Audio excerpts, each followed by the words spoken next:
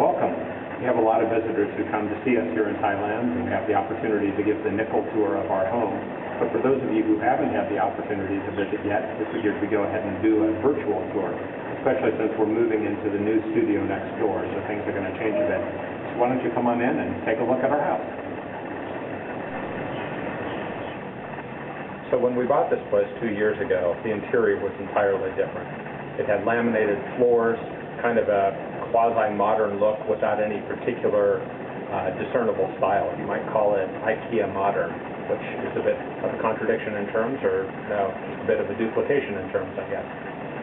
So we wanted to have an entryway that was inviting and kind of separated from the room itself. So we added wainscoting, we added a nice entryway place, and we actually made some changes to the way that the door is set up into the living room. So this is the living room.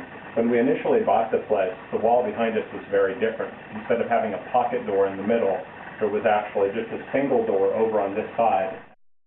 And so we decided that we wanted something a little more San Francisco, a little more Victorian in flavor. So we actually had them take down the wall and rebuild it with a pocket door, which we think lends a much more open look to the two rooms.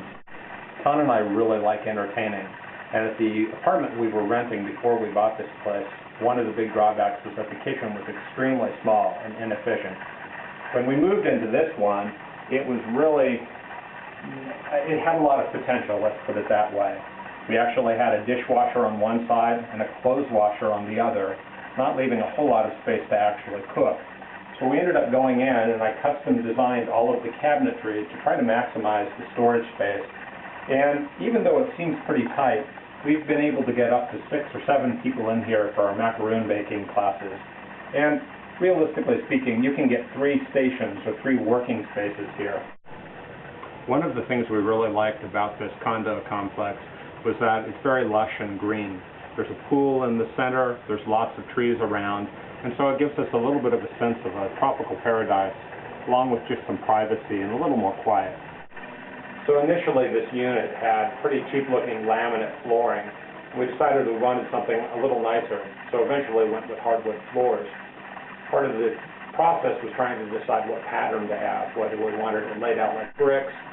We finally decided on this herringbone pattern that turned out a little bit differently than I had originally imagined, but actually as we've lived with it, it's really grown on me. I particularly like it because I think the pattern and the coloring is quite unique.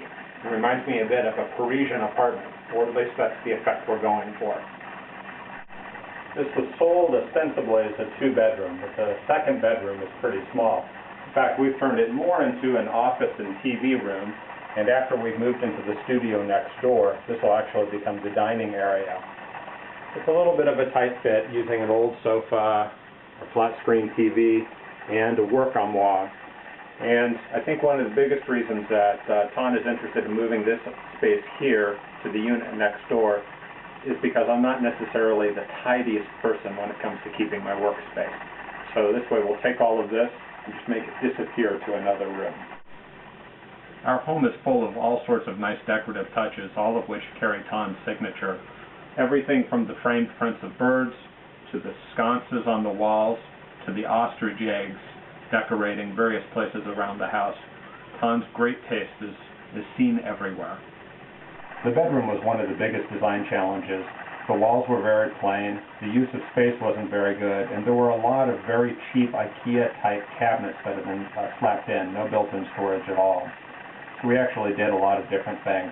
Everything from doing a custom-designed and custom-made bed, which was actually a lot cheaper than buying it from an expensive store, to adding in nice pieces like this one, and doing built-in cabinetry, which we think is not only very nice in terms of the exterior finish, but provided us a lot more control over how we organize our space. One of the other things we did was to add some more sconces and hide our air conditioning unit behind this grill. Now, one of the challenges to the sconces, and there's a great story about these sconces because we actually bought them from the U.S. Restoration Hardware, had a friend carry them over for us, and then subsequently found problems with the right bulb size, the right wattage, and then these nice glass shades that are supposed to go on here are tremendously fragile, and we've already broken 2 of them. So right now we've got some temporary shades on there, and we've just ordered the replacements. You would think that they would make something a little more durable, as, well, glass is prone to occasionally getting bumped and potentially breaking. This is sold as a 2-bedroom, 1-bath house. One of the biggest challenges, though, was making the bathroom space really work for us. You'll recall that the washer for the clothes was in the kitchen, and we wanted it out of there. And we also wanted to get a dryer. While a dryer isn't the best use of energy efficiency, the challenge here is that it's humid during rainy season for several months a year, and if you hang clothes outside to dry, they may still be wet 2 days later and mildewy.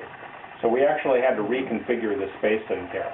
So what we ended up doing was figuring out a way to put the washer dryer back behind this drawer. Problem was there wasn't enough space here to do it. It was exactly the width needed, but no additional room for the hoses and cords behind this. So we actually had them take the door and move it about 10 centimeters or roughly 3-4 inches this direction. But during the construction, they ripped the door frame out, built it back in the exact same place that they'd ripped it out from, so they had to tear it out again and then actually move it over. The other change we made was to replace the bathtub and actually put a full shower with glass walls. The bathtub was strangely high. It took quite a bit of effort to climb into it, and in fact our contractor, who was only about this tall, had almost pole vaults to get into there to take measurements. We ended up replacing it with this nice glass shower, and we added a bench in it, which we think is kind of a nice feature. Unfortunately, 2 years after starting the process, this is still a little bit of a problem.